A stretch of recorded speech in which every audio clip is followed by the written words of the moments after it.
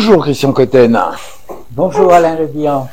Nous sommes très heureux de vous accueillir pour notre entretien avec Démocratie Directe pour la France. Et comme je vous l'ai indiqué dans la préparation de notre rencontre, donc je vais tout de suite rentrer dans le vif du sujet. La première question vous concerne, c'est qui êtes-vous et présentez-vous auprès des gens qui nous suivent. Oui, alors, mon habitude est de me présenter comme psychosociologue infréquentable.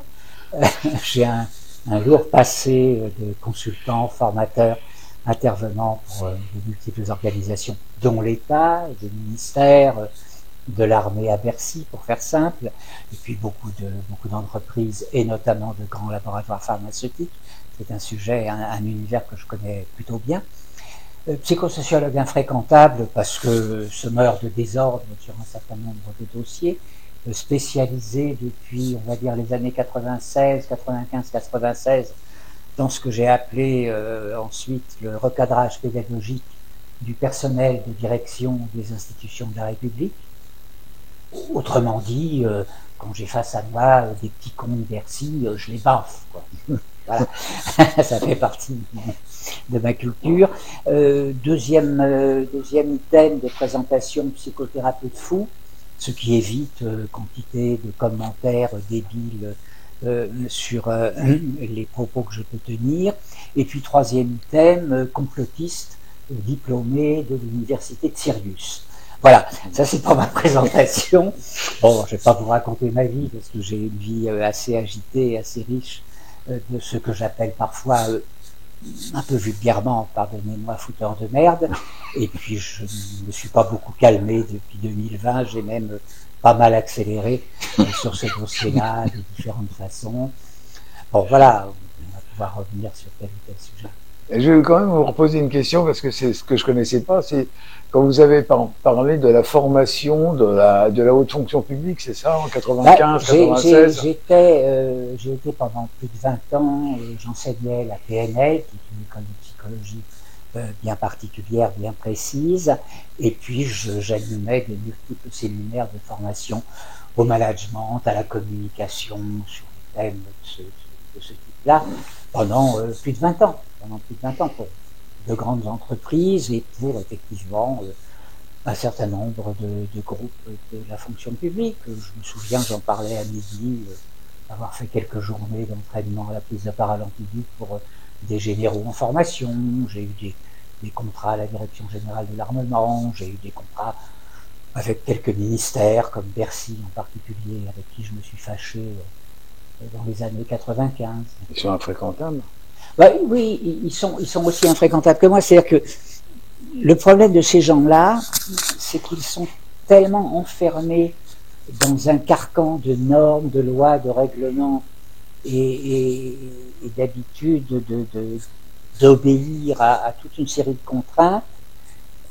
Ils sont tellement contraints que pour jouir de leur pouvoir et de leur fonctionnaire là où ils sont quasiment tout le temps obligés de transgresser. Alors ils transgressent une limite. Une fois qu'ils en ont transgressé une deuxième, une troisième, une quatrième, puisque la première limite, lorsqu'elle a été transgressée, ça n'a pas eu de conséquences. Donc pourquoi s'arrêter? Pourquoi s'arrêter? Et donc, on a le spectacle d'une corruption généralisée aujourd'hui, parce que à la base, il y a un bug. Le bug, c'est un tellement grand nombre de contraintes et de réglementations qu'on ne peut pas agir. Alors pour agir, je transgresse discrètement, une fois, deux fois, avec la complicité du collègue du bureau d'à côté et puis de l'autre bureau. Et puis à la fin, ça dérape. Moi, je me suis fâché avec eux en 96 parce que les petits cons de Bercy, comme je les appelle, c'est très méchant et en même temps affectueux de ma part. Ces petits cons-là ont voulu m'entraîner dans un appel d'offres truqué. Je voyais les gars, c'est bon. Si je reçois une jolie femme dans mon bureau du thérapeute et qu'elle me montre sa petite culotte en s'asseyant sur le canapé, je ne saute pas dessus, je couche pas avec. C'est pas mon job. Donc je couche pas avec vos cochonneries, entre guillemets. Parce que l'appel d'offres truqué, il était pour moi. Je suis caractériel. J'ai un grand-père espagnol et j'en ai un autre breton. Oh là là. Oh. Bah oui, je vous imagine le mélange. Hein. Euh, je rappelle souvent un livre d'Ernest Hemingway, Pour qui sonne le glas, qui raconte une coutume espagnole très répandue pendant la guerre d'Espagne. Lorsque l'on attrapait un ennemi, on lui coupait el cojones avant de lui faire manger. Alors, c'est pas ma culture d'être physiquement violent, mais verbalement, je sais être très violent quand c'est nécessaire, et notamment face à la médiocrité, parce que, enfin, je veux dire, quel est le spectacle actuel de la caste politique? Enfin, ça devient une plaisanterie, quoi, une énorme plaisanterie. Hein. Un Premier ministre qui dit non, non, j'étais pas au courant, bah si, finalement j'étais au courant, mais c'est pas de ma faute, c'est pas moi, c'est les autres. Qu'est-ce que c'est que cette histoire? Alors qu'il a une casserole énorme d'une histoire de pédocriminalité. Je crois qu'il y a plus de 100 enfants et familles qui ont porté plainte à l'école de Bétarame. Enfin, on est au cœur de la criminalité d'État, quoi. Et là, je suis en train de préparer une émission avec quelques personnes qui sont concernées par ce sujet-là sur le thème à quand la fin de la pédocriminalité d'État, parce que c'est une grande partie du problème. Enfin, tant qu'on n'aura pas atteint le cœur des mensonges publics, des mensonges d'État, on ne va rien changer. On ne va rien changer. J'ai reçu ce matin un long message d'une personne que je connais qui s'adresse à une grande centaine de dissidents, résistants, chercheurs en démocratie directe. Alors, ce sont des gens qui ont plein de bonnes idées, qui réfléchissent sur les manières d'élire les députés, d'élire les ministres, pourquoi pas, en direct par la population. Mais je les aime beaucoup, ces gens-là. On en fait partie, en plus. Oui, je sais. Je sais. C'est un peu provocateur, mon discours, mais vous allez voir où je vais en venir. Parce que sur le fond, on est d'accord sur beaucoup de choses. Oui, oui. Mais moi, je mets des séquences. Je mets des séquences. Tous ces gens qui réfléchissent au processus de démocratie directe ont toute mon affection et mon amitié, parce que j'en connais à la fin pas mal d'entre eux, et ils me connaissent. Mais la problématique aujourd'hui, c'est pas celle-là. Je veux dire par là que le système est arrivé, c'est un cadavre chaud, pour ne pas dire puant, en décomposition. On est à la fin, moi je parle depuis, ça fait 15 ans que j'en parle, ou 20 ans, je parle d'euthanasie de la République.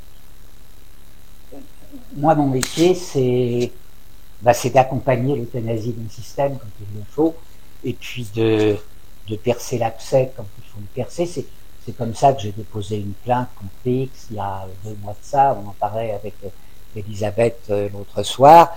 Plainte contre X, en réalité contre Jean-Michel Premier, que je n'appelle pas Brigitte, parce que ce n'est pas Brigitte, c'est un homme.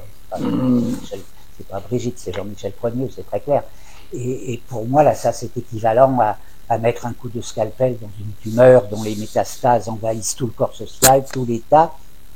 Et ce qui est fascinant aujourd'hui, c'est qu'on a une Candace Owens aux États-Unis qui reprend le travail d'un journaliste français, Xavier Poussard, avec qui moi je suis en interaction très régulière. Et nous avons une omerta absolument parfaite de l'ensemble des médias mainstream. C'est une blague, c'est une blague. Ces gens-là, je leur ai envoyé un email, 13 000 adresses email, le 20 décembre, un truc comme ça, ou 23, enfin peu importe, ou 27. Quelque temps après le dépôt de ma plainte contre X pour usurpation d'identité, faux usage de faux, détournement de mineurs, mariage illégal, usurpation de fonction, atteinte aux intérêts supérieurs de la nation et à la sûreté de l'État. Je me suis amusé avec cette plainte. Hein. Ce que j'ai écrit à la fin, c'est que c'est un cadeau que j'offre à Brigitte Jean-Michel, c'est un cadeau de libération du mensonge et de libération de la France du mensonge. Je reviens aux médias mainstream et de propagande, comme je les appelle, silence radio absolu. Alors que je les ai informés et qu'un certain nombre d'entre eux me connaissent très bien depuis 25-30 ans, parce que j'ai mis mon nez et mes pieds dans un certain nombre de plats. Silence radio. Jusqu'à quand est-ce qu'ils vont tenir? À mon avis, encore pas très très longtemps, parce que tout ce qu'a fait Candace Owens aux États-Unis a quand même été très très bien diffusé en France, traduit en français. Le travail de Xavier Poussard, il y a un livre derrière. Et puis la plainte que j'ai déposée, le greffe du secrétariat du doyen l'a enregistré le 30 décembre, c'est-à-dire entre Noël et le jour de l'an, alors qu'ils l'ont reçu le 17 décembre. J'ai jamais vu aussi rapide pour une plainte complexe devant le doyen. Le 13 janvier, j'ai reçu une ordonnance de constatation de dépôt d'une plainte signée par le doyen, qui se trouve être une femme, Madame Meyer-Fabre. C'est très rapide tout ça. Et puis une semaine après, ou 10 jours après, je reçois un accord d'aide juridictionnelle, parce que j'ai des petits revenus, et que, ma foi, j'avais fait une demande. C'est une blague. Ça veut dire quoi? Ça veut dire que le magistrat, parce que c'est un magistrat qui prend ce genre de décision, en l'occurrence, là, c'est le vice-président par absence du président du bureau d'aide juridictionnelle au mois de janvier, tribunal judiciaire de Paris, qui m'envoie une décision d'aide juridictionnelle. Alors, au seuil le plus bas, parce que, bon, il respecte les seuils, pas de souci. Mais ça veut dire quoi? Ça veut dire qu'il a pris la plainte suffisamment au sérieux pour estimer qu'elle allait prospérer.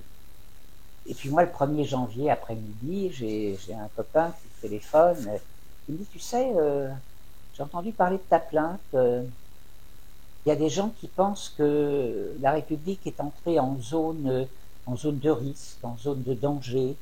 La République tablière, hein, s'entend, on est d'accord? C'est de celle-là dont on parle. C'est pas forcément celle dont tout le monde parle, mais la République tablière serait en danger. Et donc, du coup, ta plainte les arrange un peu beaucoup. Alors, je ne sais pas ce que ça va donner, je ne veux pas m'avancer, mais je pense qu'entre ce que fait Xavier Poussard, Candace Owens, Natacha Ray il y a 3 ans, d'autres militants encore, concernant la grosse escroquerie, l'imposture, c'est une imposture, cette histoire de Jean-Michel, parce que, en fait, le doyen me demandait, dans le dernier courrier du mois de janvier, quelle était la justification de mon intérêt à agir. Ben, mon intérêt, il est très simple, c'est le même pour tous les citoyens français électeurs, c'est que nous avons été roulés dans la farine. Il y a un arrêt du Conseil d'État, la date, peu importe, il n'est pas très ancien, à propos d'un élu municipal qui s'était fait élire en affirmant qu'il était professeur à l'Éducation nationale. Or, il avait été professeur, mais il ne l'était plus. Il était devenu, M. Meurson-Long, agent immobilier, peu importe. Le Conseil d'État a dit on annule, parce qu'il y a tromperie sur la sincérité du scrutin. Et en 2007, on nous a raconté une belle histoire, romantico-littéraire, quasi philosophique, qui mériterait d'être dans les annales de la plus grande littérature française, d'un professeur de 39 ans qui tombe amoureuse d'un élève de 17 ans, particulièrement brillantissime et intelligent. C'est une blague. On a une affaire de pédocriminalité d'un vieux mâle de 47 ans avec un gamin de 14 ans. En français, dans le texte, c'est pas moi qui l'invente, il suffit d'aller voir le code pénal, 5 ans de différence d'âge et une position d'autorité avec un enfant un mineur de moins de 18 ans, même à 17 ans, ça marche pas. En français, dans le texte, code pénal, ça s'appelle un viol. Donc on nous a trompés. On est dans l'imposture la plus totale. Moi, je me contrefiche qu'il couche à droite, à gauche, en haut, en l'air, en bas, au milieu, devant, derrière, c'est pas mon problème. C'est pas un problème de sexualité, c'est un problème de mensonge. C'est un problème de mensonge. Aller vers une démocratie, une véritable démocratie, ça va d'abord, et c'est là que je reviens à mes propos de tout à l'heure, à propos de mes petits camarades qui travaillent sur la démocratie directe et sur de nouvelles méthodes de gestion de la démocratie. Je les rejoins complètement, sauf que c'est pour demain, voire après-demain. Parce que demain, il va falloir aller au bout de l'euthanasie de la République et rentrer dans ce qui s'appelle en droit constitutionnel, international, droit civil, ça s'appelle une période de transition.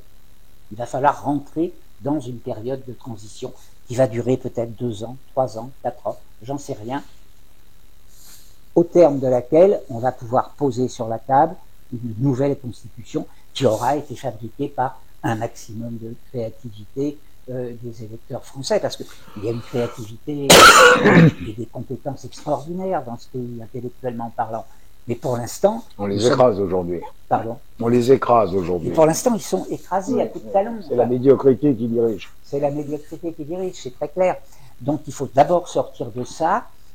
Et moi, je m'y emploie à la modeste mesure de mes moyens en interpellant les magistrats. Parce que on est confronté à gérer un changement de régime. Il va falloir gérer un changement de régime, collectivement, quoi qu'il se passe. Mais il va falloir en solder un.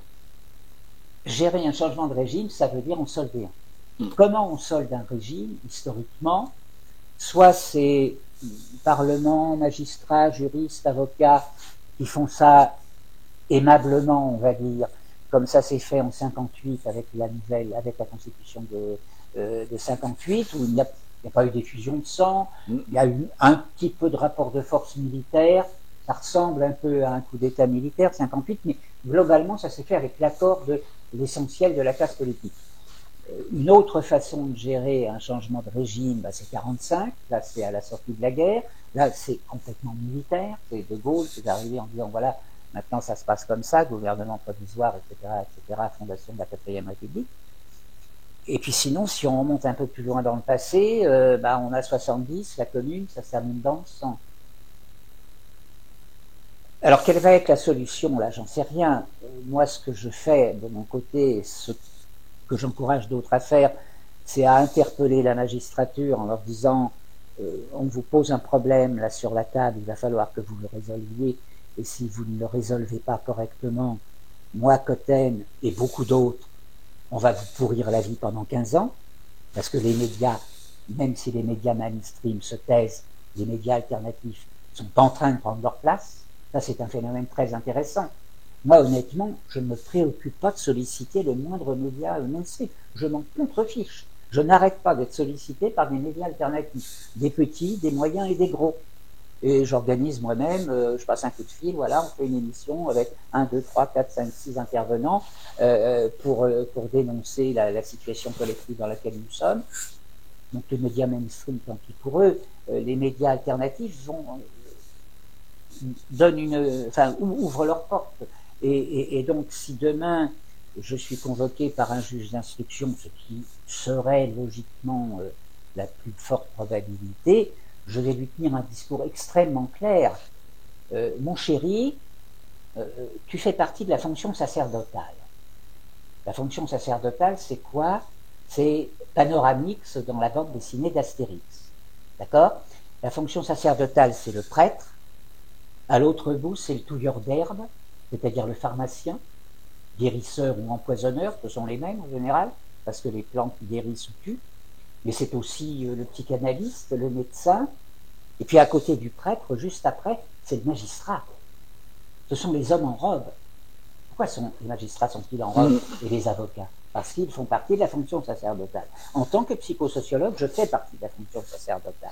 Donc, mon chéri, ou tu assumes ton job, ou je te pourris la vie 15 ans. Parce que je n'ai que 72 ans. La dernière fois où j'ai parlé avec ma mort, c'était 99 ans, donc j'ai encore beaucoup de temps devant moi. Et je ne les lâcherai pas. Parce que la situation est trop grave. Alors, une fois qu'on aura obligé, moi le conseil que je donne aux couples maudits de psychopathes, comme je les appelle, avec beaucoup de compassion, parce qu'on est face à des victimes. Alors demain, il va falloir aller chercher qui sont les marionnettistes derrière ces deux-là. Mais c'est pour demain, ça. Je n'y suis pas encore. Il y a des gens qui y travaillent, mais moi, j'y suis pas encore. Ces deux victimes-là, le couple maudit de psychopathes, moi, ce que je leur conseille, c'est juste de courir dans une agence de voyage, s'acheter un billet d'avion pour un pays qui n'a pas de convention d'extradition avec la France. Ils vont être obligés de le faire, parce que sinon, ils vont se retrouver aux îles Kerguelen, comme j'ai dit depuis 2 ans. Parce qu'à un moment, si la justice ne fait pas son job, si les forces de l'ordre ne font pas leur job en interaction avec le système judiciaire, c'est les tracteurs qui vont envahir Paris, c'est ça qu'ils veulent? Je ne pense pas que ça soit souhaitable. Je ne pense pas que l'euthanasie de la République se fasse dans autant de sang de sa naissance en 90, 11, 12 et 13. Je pense qu'il va falloir tenter de faire les choses de manière intelligente. La manière intelligente de le faire, c'est le couple qui s'enfuit, ils ont mis leur maison en vente, parfait, mettez votre maison en vente, on va vous aider à la vendre, et puis partez à l'autre bout de la planète. Sinon, on va vous envoyer les îles Kerguelen. C'est clair, ou en Guyane, peu importe. C'est une façon de parler, c'est une métaphore, mais les îles Kerguelen, ça m'amuse beaucoup parce que c'est tout en bas, tout au fond, à l'extrême sud de la planète et dans le froid. Et dans le froid. Mais il va falloir que les hauts fonctionnaires de l'État, dont la fonction est de protéger la population, dont la fonction est d'assurer la sûreté de l'État. Aujourd'hui, que l'on ait un garçon qui se prétend chef de l'État et qui annonce sur vie et torbi, je vais déclarer la guerre à la Russie, où est-ce qu'on est, quoi? Enfin, où est-ce qu'on est? On est dans un hôpital psychiatrique, on n'est pas dans de la politique, là. On est dans un problème psychiatrique. Et donc, il va falloir, et on a une caste politique, on le voit bien à l'Assemblée nationale, comment ils jouent aujourd'hui. Ils viennent de nommer un certain Ferrand comme futur président du Conseil constitutionnel, alors qu'il a déclaré qu'il était d'accord pour que le président actuel se présente à un 3e mandat.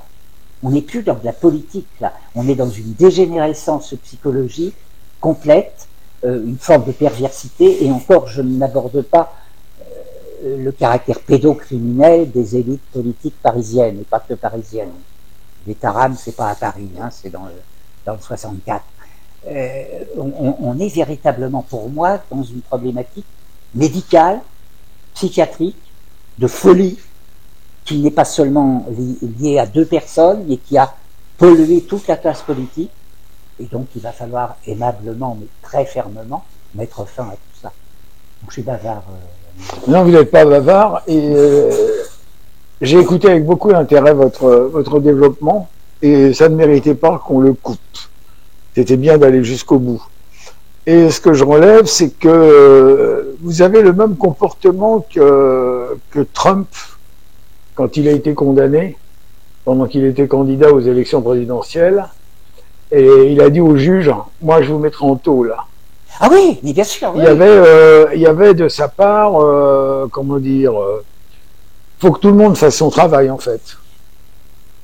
Il faut que tout le monde assume ses responsabilités. Un fonctionnaire de l'État, quel qu'il soit magistrat, qu'il soit militaire, qu'il soit, peu importe, directeur de la santé ou directeur d'une agence régionale de la santé, leur job, c'est d'être au service de la population. C'est pas de l'empoisonner. C'est pas de l'empoisonner. Or, on a un paquet de gens aujourd'hui, un paquet de fonctionnaires qui, par esprit de soumission, ont assumé d'empoisonner, par absence de soins et par injection de poison, des milliers de personnes âgées dans les EHPAD en 2020, 2021, 2022. Ouais. On a des milliers de retraités en EHPAD qui, littéralement, et c'est démontrable aujourd'hui, alors on va dire quotaine, complotiste, machin, oui, ok, on m'insulte, j'en ai rien à faire. La documentation médicale, scientifique, aujourd'hui est entre les mains de plusieurs dizaines de médecins, j'en connais heureusement un certain nombre, et puis quantité d'autres que je ne connais pas, mais qui ne sont pas loin. Ces gens-là pourront demain témoigner en justice pour dire oui, il y a eu assassinat volontaire. On a interdit des médicaments dont on savait qu'ils pouvaient soigner, et dont on sait toujours qu'ils peuvent soigner et guérir, et il y a eu usage de ce que les Américains aujourd'hui dénoncent comme des armes biologiques. Pour aller écouter Robert Kennedy, il est un peu plus clair sur le sujet. Les fameux virus Covid-19, comme les vaccins, ce sont des armes biologiques qui ont un objectif, réduire la population de la planète. C'est pas très compliqué à comprendre. Certains groupes d'humains sur cette planète, que certains vont qualifier de satanistes, moi j'aime pas trop ce vocabulaire-là, mais peu importe, sont obsédés par gagner la vie éternelle, pour eux-mêmes. D'où le développement du transhumanisme. Avec cette idée que le jour de votre mort, on va récupérer votre conscience et puis on va la transférer grâce à l'informatique et à un ordinateur extraordinaire, on va la transférer dans un autre corps. Ce qui va garantir votre immortalité. Le problème de ce délire-là, qui est un véritable délire, on est dans la bouffée délirante, là, c'est que pour assurer ça pour quelques dizaines de millions d'êtres humains, il faut beaucoup d'énergie et beaucoup d'ordinateurs. Donc on ne peut pas se permettre d'avoir 8 milliards d'êtres humains sur la planète. Donc on va en éliminer 7 milliards. 7 milliards et demi, on va en garder 500 millions, 450 oui, c'est ce qui avait été annoncé comme chiffre. Et puis 100 millions de privilégiés. Trump sait tout ça, je crois qu'il sait tout ça, il a compris tout ça, une bonne partie de l'armée américaine a compris tout ça, et il est parti à faire le ménage. Moi je raisonne, oui c'est vrai, je raisonne pareil, bien sûr, je raisonne pareil. Vis-à-vis des fonctionnaires, j'ai aucun problème, aucun souci à leur dire en face. J'ai eu 15 procès devant la 17e chambre correctionnelle, ça m'amuse beaucoup d'aller à la 17e chambre correctionnelle, parce que ça me permet de mettre sur la table une poubelle qui est souvent malheureusement une poubelle d'État et une poubelle pleine de sang et d'argent, et donc je dis ce que je pense. Voilà, je n'ai pas peur de leur parler, c'est clair. Ils sont nus sur leur robe comme n'importe quel être humain. La seule remarque que je ferais, c'est que ce qui se fait pour les EHPAD concernant le manque de soins qui n'a pas été donné aux personnes âgées, lorsque le vaccin a été mis en route, ce sont les jeunes générations qui ont subi les conséquences du vaccin, puisque la mortalité s'est développée sur les moins de 54 ans. Nous en sommes totalement... Voilà. Ah, donc c'était une précision. Juste une petite question, Christian. Selon vous, quel serait le planning un petit peu des événements, puisqu'il reste, je crois, 4 émissions à Candace Owen, et qu'il y a peut-être encore des révélations qui risquent d'arriver. Comment voyez-vous les choses sur les 2-3 prochains mois? Je parlais de ça avec mon avocat Philippe Fortabal-Abattu tout à l'heure, enfin il y a quelques heures. Une crainte que l'on peut avoir, c'est qu'il y ait une sorte de retombée du soufflet médiatique, ce qui est la règle de jeu dans les médias au bout d'un moment. Par contre, une plainte, ça peut durer 20 ans. Donc notre plainte, elle va perdurer. Candace, oui, il y a encore 3-4 émissions. J'ai pas reparlé de ça avec Xavier Poussard très récemment. Est-ce qu'il va y avoir de nouvelles révélations? J'en suis pas certain. On est à peu près au bout. Elle va peut-être revenir encore sur différents éléments, sur les dernières informations dont nous disposons. Mais en fait, on n'a pas grand-chose de plus à révéler que tout ce qui a déjà été dit et ce que j'ai transmis, moi, aux doyens des juges d'instruction, parce que j'ai déjà tout donné. On a les preuves de l'usurpation d'identité. On a des comparaisons de voix entre une certaine Véronique, interviewée à la télévision en 77, ombrée, mais on voit que le profil est le même, et qui parle de sa transition de genre, entre guillemets. Et lorsqu'on compare cette voix avec les logiciels adéquats, avec la voix de Jean-Michel Brigitte aujourd'hui, c'est la même voix.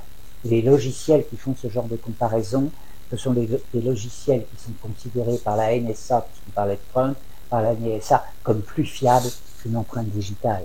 Une empreinte vocale, c'est strictement unique. Oui, la voix est pesée. Ouais. Strictement unique. Et donc ça, c'est un premier élément. J'ai une femme qui s'appelle Nadine Touzeau, qui est une profiler reconnue internationalement, qui a fait quantité de recherches, de publications, et qui est effectivement qui a un haut niveau de réputation internationale. Nadine Touzeau a dit en 2016, et elle en a averti la direction du renseignement militaire, la DRM, qui ont rigolé, ils lui ont ri au nez à l'époque. Elle les a avertis: Brigitte, c'est un homme, pour telle raison. Simplement à l'œil, parce que c'est son métier de voir cela. Et puis après, on a les comparaisons de photos qui ont été faites par Xavier Poussard avec le meilleur logiciel chinois qui compare les visages dans la rue pour fliquer la population chinoise. Bon, et puis moi j'ai récupéré un témoignage d'un travesti lyonnais qui a rencontré Brigitte Jean-Michel à l'époque où elle faisait la tournée des popotes et des associations caritatives de distribution de gel, de préservatifs et de café pour les prostituées à Lyon, Bordeaux, Metz, Nancy et ailleurs. Il a rencontré la personne en question qui était appelée Kouzizi parce qu'elle venait tenter de persuader les travestis d'aller se faire opérer en étant remboursés par des associations subventionnées et puis depuis par la sécurité sociale. Bon, voilà, et puis j'ai encore d'autres petits témoignages, petits, en fait, tout à fait intéressants et pertinents, des personnes qui me disent oui, je l'ai vue en face de moi, j'ai parlé avec elle dans une boutique tel jour, à tel endroit, telle ville de province. C'est un homme. Je suis une femme, c'est un homme, c'était évident. La démarche, la taille, la façon de se tenir, de se comporter, etc., etc. Les seins qui tombent, enfin, après on rentre dans les plaisanteries. Moi je me marre quand je vois ça. Enfin, je veux dire, les photos où, deux photos qui tournent bien sur Internet, trois, où l'on a dans une robe blanche un sein qui fait 10 cm en dessous de l'autre. Est-ce qu'elle n'a pas les moyens, avec le budget qu'on lui accorde, de s'offrir des prothèses qui tiennent, au moins? Bon, blague, quoi. Et puis la fameuse photo du maillot de bain bleu qui a été vu par des millions de personnes. Bon, on va pas me faire croire que c'est une jeune fille, quoi. Faut arrêter. Faut arrêter, hein. Faut arrêter. C'est bon? Ben, merci. Je vous en prie.